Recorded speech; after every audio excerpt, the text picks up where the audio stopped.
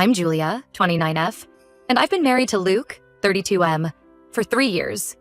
We're expecting our first child, and I'm currently 7 months pregnant. I want to share my story and get some outside perspectives. I grew up in a small town called Millbrook with my mom, Sandra, and younger brother Jake. My dad, Tom, left when I was 5, and Jake was just a baby. I remember the day clearly. It was a sunny Tuesday morning. Dad packed a suitcase, kissed us goodbye, and drove away in his beat-up Ford pickup. We never saw him again. Mom was devastated. She had dropped out of high school when she got pregnant with me and had been taking night classes to get her GED and start nursing school. With Dad gone, she had to give up that dream to work full-time and support us. Money was always tight growing up. Mom worked as a waitress at the local diner during the day and cleaned offices at night. Jake and I learned to be independent early on. I started babysitting for neighbors at 12 and got my first real job at Wilson's Grocery when I was 16. Despite the financial struggles, Mom always made sure we had what we needed. She'd skip meals so we could eat, buy us school supplies before paying bills, and somehow always managed to get us small gifts for birthdays and Christmas. I remember one Christmas when I was 10. She worked extra shifts for weeks to buy me the bike I wanted. Her selflessness and work ethic shaped who I am today. I did well in school, joining the debate team and becoming editor of the school newspaper. I dreamed of going to college to study journalism, but when I graduated high school, the reality of our finances hit hard. Mom had been diagnosed with rheumatoid arthritis, and her medical bills were piling up. Jake was starting high school and needed braces. I couldn't bear the thought of taking on student loans and being a financial burden, so I decided to postpone college and work full-time instead. I got a job as a receptionist at Patterson Manufacturing, a local business that made car parts. Over the next few years, I worked my way up to office manager. It wasn't my dream career, but it allowed me to help support my family and save a little for the future. During this time, I dated a few guys from my hometown, but nothing serious. Most of them couldn't understand why I was so focused on work and helping my family instead of partying or planning for college like our peers. Luke came into my life when I was 24. We met at a friend's barbecue and hit it off immediately. He had just moved to Millbrook to open a branch office for his marketing firm. Luke was charming, successful, and came from a good family. It felt like a fairy tale after years of struggling. Luke grew up as an only child in Oak Ridge, an affluent suburb about an hour from Millbrook. His dad was a corporate lawyer, and his mom, Diane, was a high school English teacher. They gave Luke everything: private school, summer camps, European vacations. Luke's dad passed away from a heart attack when Luke was in his second year of college. After that, Diane never remarried and focused all her attention on Luke. When we first started dating, everything was perfect. Luke was attentive and romantic. He'd surprise me with flowers, take me on weekend trips to the city, and made me feel cherished. For the first time, I felt like I could relax and be taken care of instead of always being the responsible one. The first sign of trouble came when I met Diane. Luke took me to Oak Ridge for dinner at her house. She lived in a beautiful colonial-style home, meticulously decorated. Diane was polite but cold, scrutinizing everything I said and did. I chalked it up to nerves and tried harder to impress her. I brought a homemade apple pie, my grandmother's recipe, offered to help clean up, asked about her book club, but nothing seemed to thaw her icy demeanor. As we left that night, I overheard Diane telling Luke he could do better, and that I wasn't their kind of people. Luke brushed it off, saying his mom was just protective and would warm up eventually. I wanted to believe him, so I ignored the red flags. Over the next year, Luke and I grew closer. He was supportive of my family commitments, even offering to help Jake with college applications. When Luke proposed on a weekend trip to Niagara Falls, I was overjoyed. I thought I had finally found my happily ever after. After we got married, things were good for a while. We had our own place in Millbrook, and I rarely had to see Diane. Luke was doing well at work, and I was still at Patterson Manufacturing. We talked about starting a family and saving for a house. But about a year ago, everything changed. Luke came home one day and announced he was quitting his job to start a business with his college friend, Alex. They had this idea for a tech startup that would revolutionize online advertising. Luke was convinced it would make them millionaires. I was skeptical, but tried to be supportive. We had some savings, and I figured we could tighten our belts for a while until the business took off. But months went by, and they still hadn't launched anything. Our savings dwindled, and Luke started talking about taking out loans. It was around this time that I found out I was pregnant. It wasn't planned, but we were excited. However, the reality of our financial situation quickly set in. Luke suggested we move in with Diane temporarily to save money. I was really hesitant given our history, but Luke insisted it would only be for a few months. He promised we'd move out before the baby came. Reluctantly, I agreed. Living with Diane has been a nightmare from day one. She treats me like an incompetent child, constantly criticizing everything I do. She has all these strict rules: mandatory family dinners, early bedtimes, no snacks in the house. If I object, she guilt trips me about how she's graciously opened her home to us. She's constantly making snide comments about my background and how I was raised. She'll say things like, "Oh, I guess you didn't learn proper table manners in your family," or, "It's so nice that Luke is giving you a chance at a better life." One day, she found an old photo album I had brought with me. She flipped through it, making disparaging comments about our small house and secondhand clothes. When she saw a picture of Mom in her waitress uniform, she said, "Well, I suppose someone has to do those jobs." I was furious, but Luke told me I was overreacting. Luke never stands up for me. He always takes his mom's side or says I'm being too sensitive. They gang up on me constantly. I feel so isolated and alone. As my pregnancy progressed, things got even worse. Diane started monitoring everything I ate, insisting certain foods were bad for the baby. She threw out my prenatal vitamins and replaced them with some herbal concoction she swears by.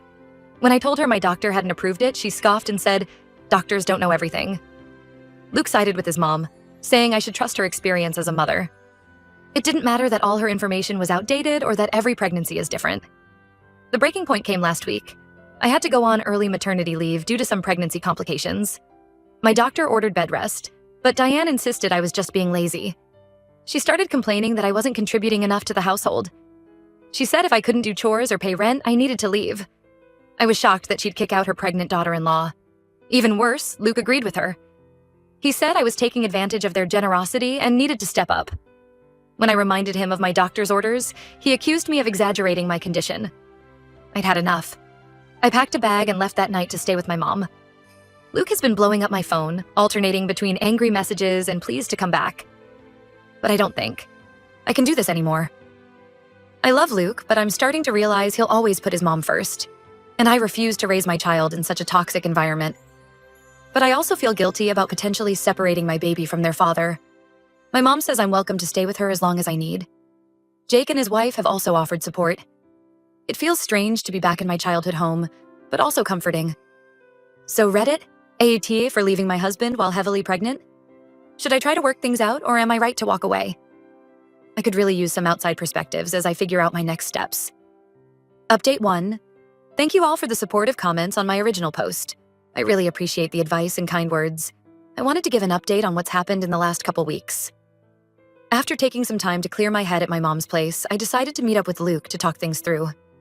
We agreed to meet at a small cafe in town, neutral ground that felt safer than being alone together or at Diane's house. The cafe held a lot of memories for us. It's where we had our first date in Millbrook, where Luke told me he loved me for the first time, and where we often met for lunch when things were good. Sitting there now, it felt like a lifetime ago. The conversation didn't go well. Luke started off apologetic, saying he realized he'd messed up and wanted to make things right. He even offered to move out of his mom's and get our own place again. For a moment, I felt a glimmer of hope. But as we kept talking, it became clear nothing had really changed. He still defended his mom's behavior, saying she was just trying to help in her own way. He accused me of being ungrateful and said I needed to apologize to Diane if I wanted to come back. I told Luke that I deserved to be treated with respect, especially while pregnant with his child. I reminded him of specific incidents, like when Diane threw out my vitamins or when she made disparaging comments about my family. I asked him why he never stood up for me. His response floored me. He said that since he was the one working on his business while I was on leave, I should just suck it up and do what his mom wants. He even suggested that my pregnancy hormones were making me overreact. When I pointed out that his business wasn't making any money yet, he got defensive and said I never supported his dreams. That's when I realized the situation was beyond saving. Luke will always put his mom first, and I refused to be second place in my own marriage. With a heavy heart, I told him I wanted a divorce. Luke did not take it well. He yelled and caused a scene in the coffee shop, accusing me of trying to keep his child from him and threatening to fight for full custody. The other patrons were staring, and the barista looked ready to call the police. I stayed calm and left, but I was shaken. I've spent the last week meeting with the divorce lawyer and making plans. My lawyer advised me to document everything. All the mistreatment from Diane, Luke's failure to stand up for me, the scene at the coffee shop. We're pushing for primary custody given Luke's unstable work situation and living arrangements. It's been really hard emotionally. I still love Luke in many ways and more in the future I thought we'd have. I keep thinking about the good times. Our first dance at our wedding, the night we found out I was pregnant, all the plans we made for our future. But I know this is the right choice for me and my baby. I deserve a partner who puts our family first, not his mother. My own family has been incredibly supportive. My mom is helping me set up the nursery in her spare room. It's small but cozy. We've been painting the walls a soft yellow and setting up the crib that Jake and I used as babies. Mom's been accompanying me to all my doctor's appointments and making sure I'm taking care of myself. Jake and his wife Sarah have been amazing too. They live about an hour away but have been visiting every weekend. Sarah is pregnant too, about 3 months behind me. We've been bonding over pregnancy symptoms and baby prep. It's bittersweet. This isn't how I imagined sharing my first pregnancy with family, but I'm grateful for their support. I'm scared about being a single mom, but I know it's better than staying in a toxic marriage. I'm focusing on my health and the baby now. I have an appointment next week to check on the baby and make sure the stress hasn't affected anything. Financially, things are tight but manageable for now. I'm using my maternity leave from work, and my mom is helping out. Jake and Sarah have also offered to chip in if needed.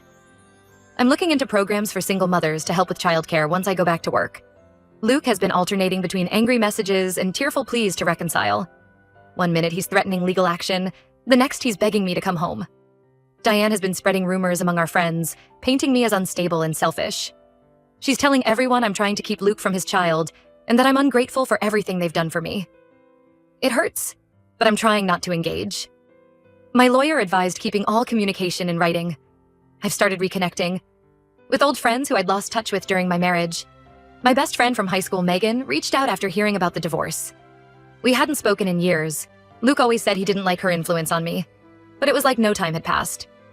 She's been a great source of support and distraction. Looking back, I realize how isolated I'd become during my marriage. Luke always had a reason why we couldn't visit my family or why I shouldn't meet up with old friends. It feels good to have my own support system again.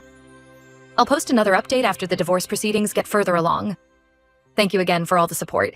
It really helped give me the strength to stand up for myself and my child. Update 2. It's been about a month since my last update, and a lot has happened. The divorce is moving forward, but it hasn't been easy.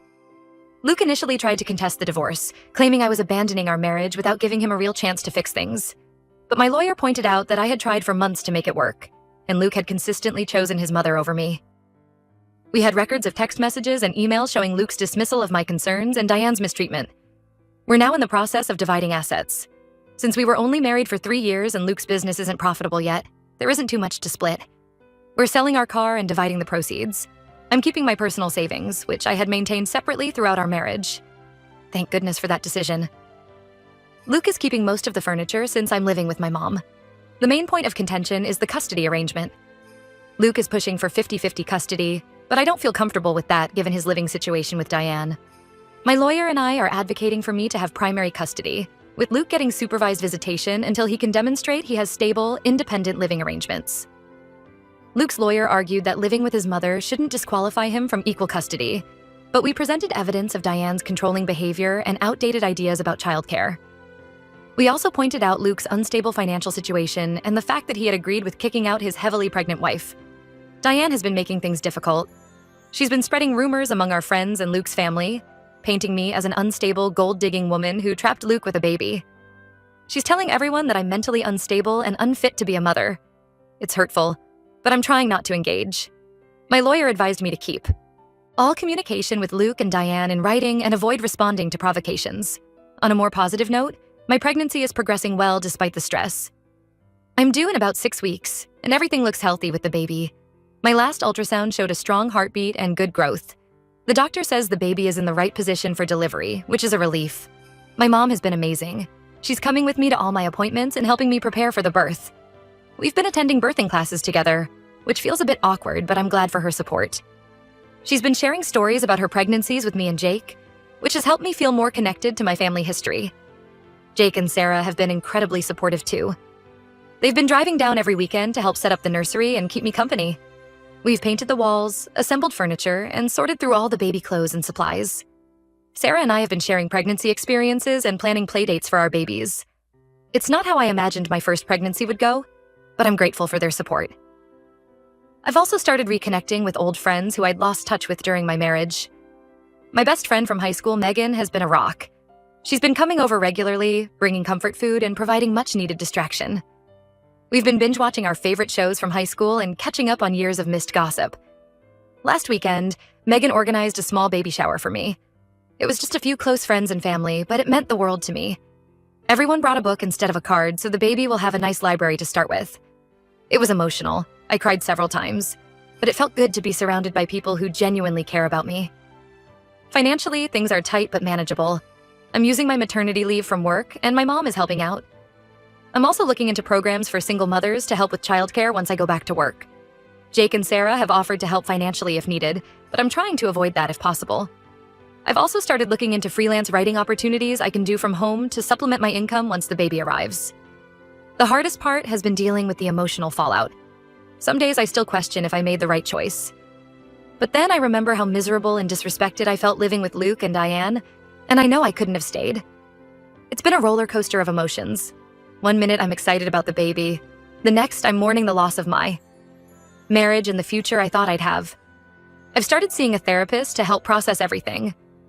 It's been helpful to have an objective person to talk to about my fears and doubts.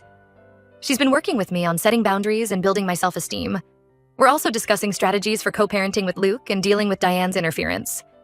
I'm nervous about the birth and raising a child on my own, but I'm also excited to meet my baby and start our new life together. Whatever happens with Luke and the custody arrangement, I know I'll do everything I can to give my child a loving, stable home. Last week, I ran into Luke's cousin Amy at the grocery store. She's always been kind to me, and to my surprise, she gave me a hug and said she was proud of me for standing up for myself. It meant a lot to know that not everyone in Luke's family believes Diane's lies. Amy even offered to be a character witness if needed in the custody hearing. As my due date approaches, I'm trying to focus on the positives. I have a strong support system, a safe place to live, and a healthy baby on the way. It's not the life I imagined, but I'm determined to make the best of it. I've been working on a birth plan with my doctor and my mom. We've decided that mom will be my primary support person in the delivery room.